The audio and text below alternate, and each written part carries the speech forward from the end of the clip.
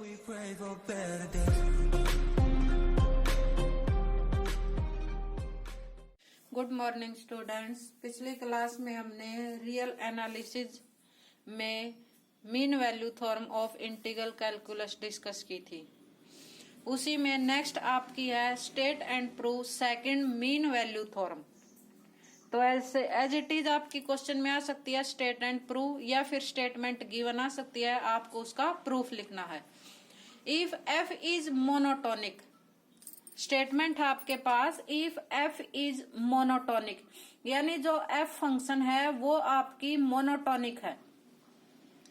And f and g all are continuous on a b, f और g आपके पास दो function हैं और दोनों फंक्शन आपके पास क्या है, कॉन्टिन्यूअस है on the close interval a B.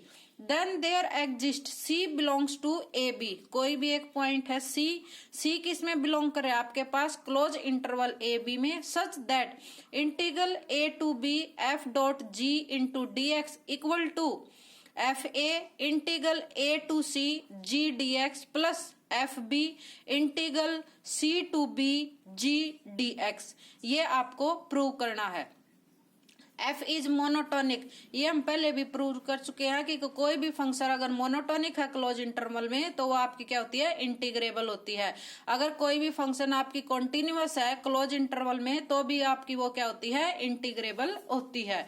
ये हम पीछे थ्योरम में डिस्कस कर चुके हैं, पहले हमने प्रूव की है ये थ्योरम, आप रिवाइज कर सकते हैं।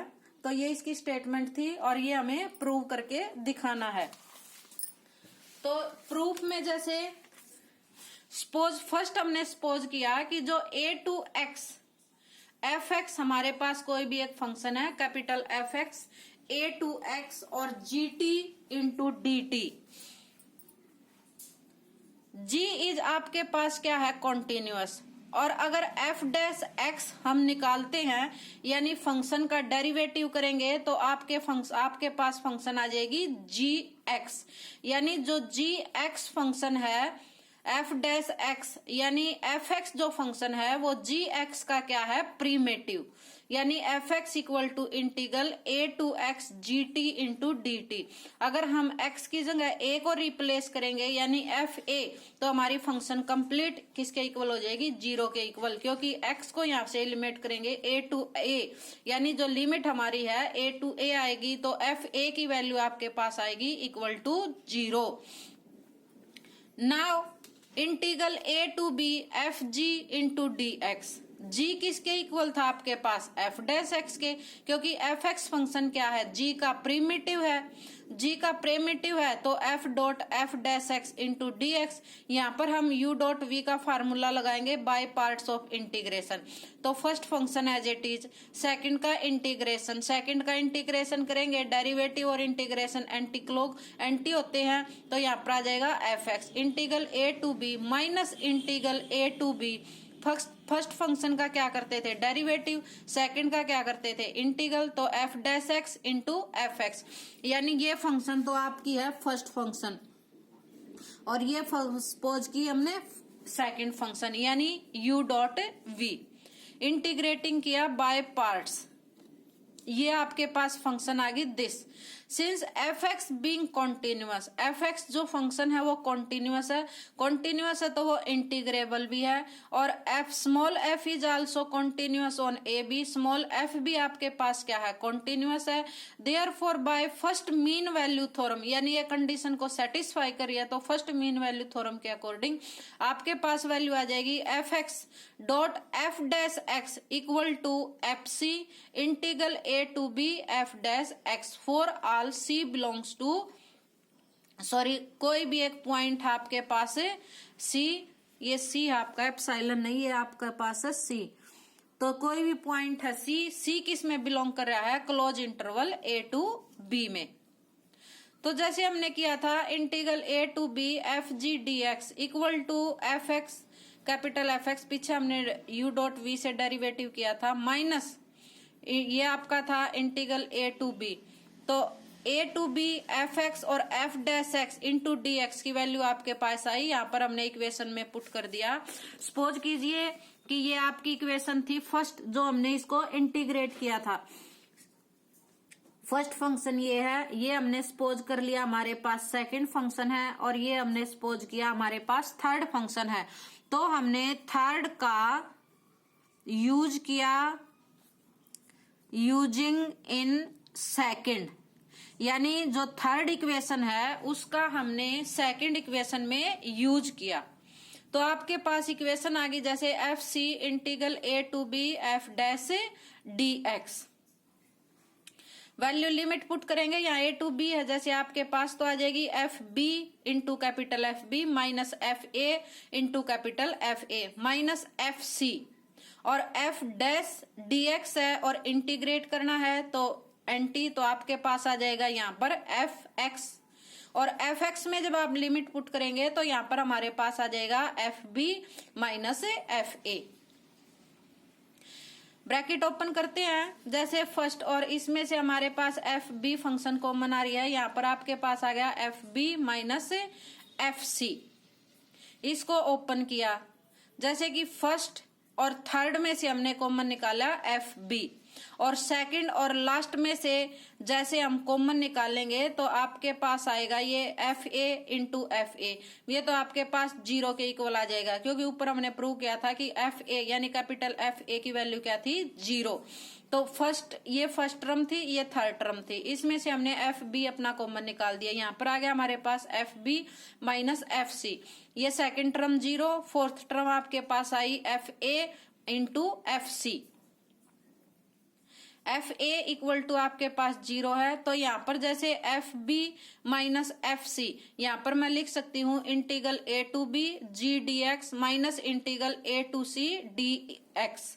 तो जैसे इंटीग्रल सी टू ए लिखेंगे यहाँ पर, तो ये पॉजिटिव साइन हो जाएगा g d x plus a to b g d x, तो इसको हम लिख सकते हैं c to b g d x.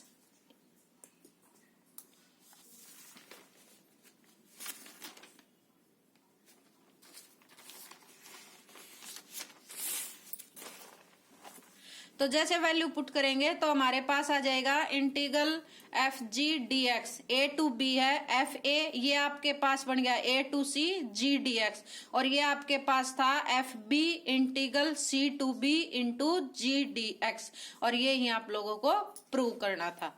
इसी के अकॉर्डिंग जैसे हम एक अपना न्यूमेरिकल सॉल्व करते हैं, evaluate integral 0 to 1 square root 1 plus x raise to power 4 by using mean value theorem, यानी मीन वैल्यू थ्योरम का यूज करना है।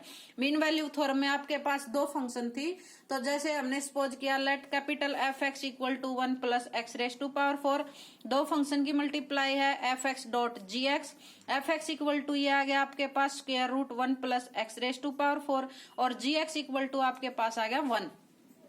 जो f फंक्शन है वो आपके पास क्या है, polynomial, all polynomial are continuous. जो gx है वो आपके पास है कांस्टेंट पॉलिनोमियल, इसलिए g भी आपके पास है continuous on the close interval, interval आपके पास था 0 to 1। हेंस इंटीग्रेबल, अगर फंक्शन कॉन्टिन्यूअस है तो वो इंटीग्रेबल भी होगी। Also gx keep the same sign, और जो gx फंक्शन है उसका साइन थ्रू आउट इंटीग्रल में क्या रहेगा, सेम रहेगा in the interval 0 to 1। By mean value theorem of the integral calculus आपके पास आएगा integral 0 to 1 square root 1 plus x raise to power 4 dx equal to क्या था आपके पास f c integral 0 to 1 into g x d x. जो g x की value आपके पास थी 1, और 1 जो है सी पॉइंट जो है आपके पास वो 0 और बिटवीन 1 के बिटवीन लाइज करेगा। तो एफ सी की वैल्यू हमारे पास आ गई 1 plus c raise to power 4 का स्क्वायर रूट, 1 का इंटीग्रेट करेंगे तो x आएगा 0 to 1, और 0 to 1 लिमिट पुट करेंगे तो यहाँ पर वैल्यू आएगी 1, और square root 1 plus c raise to power 4, naming equation first, और जो c की वैल्यू है वो 0 और 1 के बिटवीन लाइज कर रही है। नाउ जो 1 plus x raise to power 4 है 0 to 1 इंटरवल में आप यहाँ पर वैल्यू पुट कीजिए, तो जैसे वैल्यू पुट करेंगे x की वैल्यू पुट करेंगे तो जो हमारी फंक्शन है square root 1 plus x raise to power 4 वो क्या हमारी इंक्रीजिंग फंक्शन है in this interval. In this interval में इंक्रीजिंग फंक्शन है तो आपकी वैल्यू दिस टाइप से आएगी, पीछे हमने जैसे किया था प्रूव, तो 1 प्लस हमारे पास जो लोअर लिमिट है यानी 1 प्लस 0 का रेस टू पावर 4 यानी 0 less than equal to 1 plus c raise to power 4 less than equal to 1 plus upper, जो हमारी अपर लिमिट थी यानी 1 अपर बाउंड लोअर बाउंड। हम लिखते थे जैसे कि यहाँ पर m less than equal to जो भी आपकी फंक्शन है less than equal to capital M, तो यहाँ पर वैल्यू आ गई जैसे 1 लेस देन इक्वल टू this less than equal to √2। First और सेकंड इक्वेशन का हम यूज करेंगे तो आपके पास आ जाएगी 1 less than equal to integral 0 to 1 plus x raise to power 4 dx less than equal to √2। ये हमें इवेल्युएट करके दिखाना था by using the mean value theorem. तो ये हमने प्रूव किया। एक आपके पास थ्योरम थी सेकंड मीन वैल्यू थ्योरम, उसको स्टेट एंड प्रूव किया। उसके बाद हमने एक न्यूमेरिकल सॉल्व किया। इसे नेक्स्ट क्लास में हम इसी के नेक्स्ट टॉपिक डिस्कस करेंगे।